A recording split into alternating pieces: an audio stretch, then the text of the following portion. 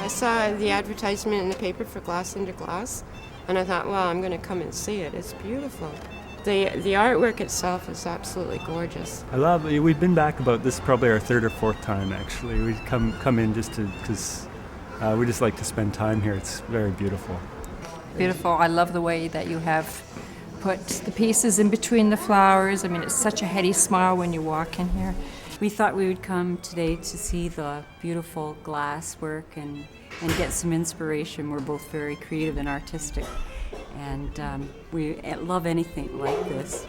It's got the art and then the plants, and I think that they look really good together, and I think it would be really interesting for people to see. In the winter, it's nice to come in with all of the plants, and it's like it's an escape from winter.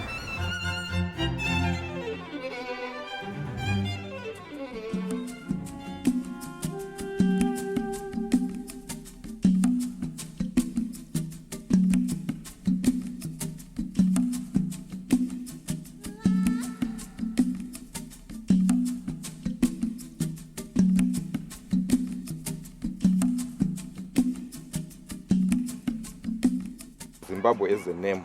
To translate it from our own language to English, it means House of Stone.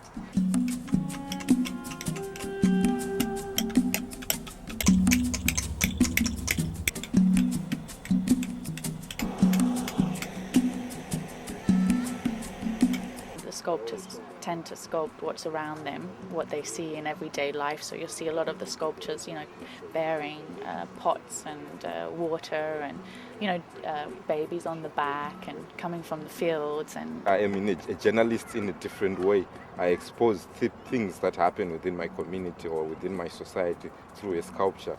And when people tend to see it wherever it's going to, they tend to get the idea or the knowledge, even they have never been to such a country.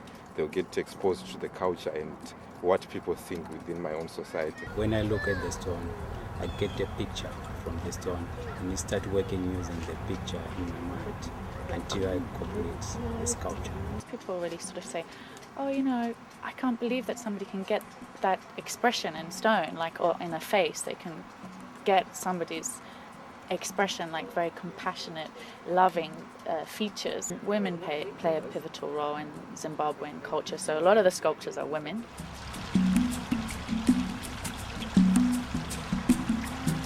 It's very important for us to travel with the artists, and it's very important for people to meet the artists, and it's more important for the artists to meet the buyers that are buying their work. Like myself, I've been with here in Dubai, in Bahrain, and I've been to England for about 3 years now, going in and out, just exhibiting the sculptures.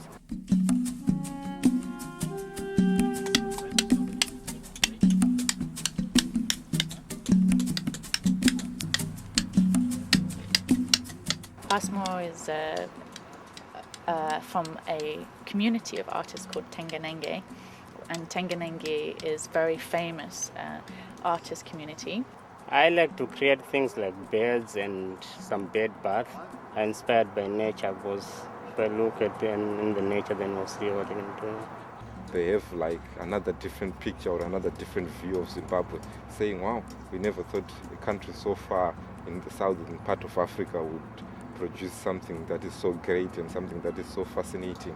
So I would say, people are appreciating what we are doing, and people are tending to like it more as they see it. I think they are just absolutely beautiful, and I love seeing the different styles in the sculptures. Some are very whimsical, and some are more stylized. Also got abstracts where, they're depicting certain forms in abstract, and the lines are sleek and they've been finished beautifully. It's my first time being to the Botanical Gardens, and I'm just really impressed. It's really an amazing looking exhibit.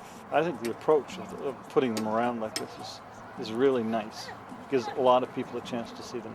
Well, it gave me a great appreciation for the type of art, and to be able to sculpt something out of stone. I'm just, really quite blown away. The grounds themselves, which is a fairly soft, so you have the softness of nature and then you have the hardness of the stone. It just looks like it belongs here. It's like it's so much at home.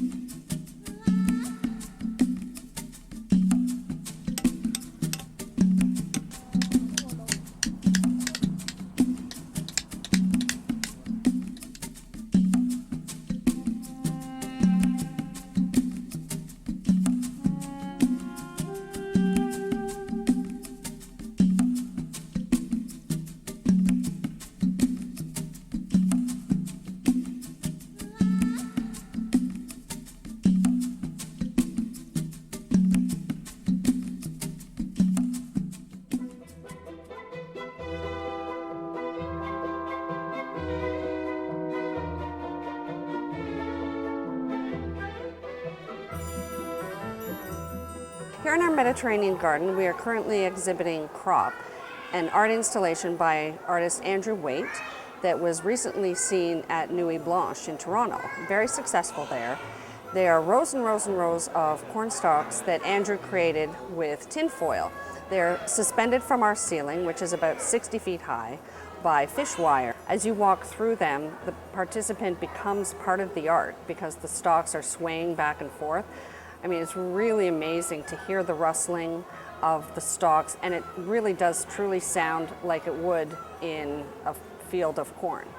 The Mediterranean garden is our warmest area at the gardens that is indoors, and by bringing in the Crop exhibition, we have been able to add another season, which is autumn, and the people that have come have truly enjoyed it so far. Just totally, when they come up the stairs and they see this, you just get a hint of the sparkle of the silver in the tin foil, and with our glass ceiling, it's just been truly beautiful. I think it's attractive. I think it's a good idea. It gets people out looking at things. And the plants too. He really liked the corn maze, the running around in the corn. Definitely this is something new and a route that we'd like to continue going on, where we're bringing art into the Mediterranean garden, you know, opening another door for us as we decide to bring more and more art exhibits into our Mediterranean garden so that it's a year-round area of RBG.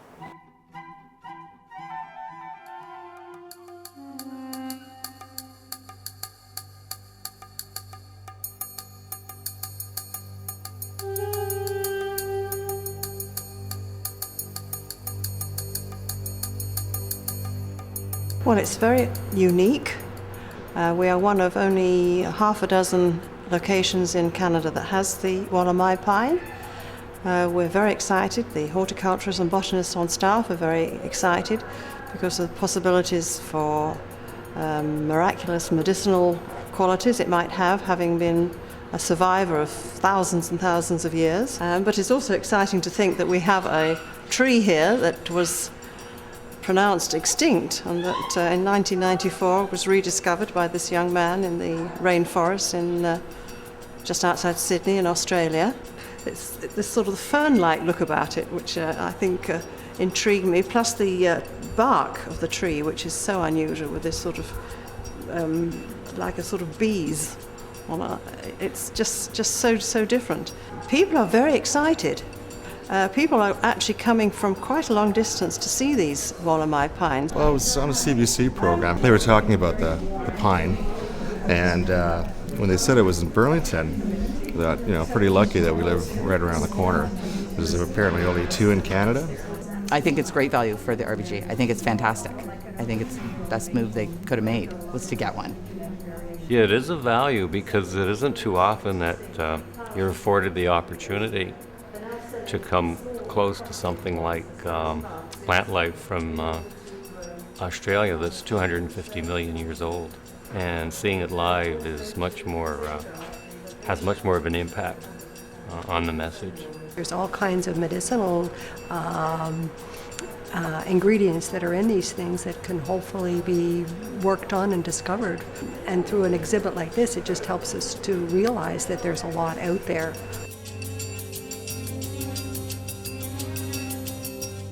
Gives you a sense of possibility, I suppose, for the future. It's the plant equivalent of finding a dinosaur alive, so it's really, really exciting.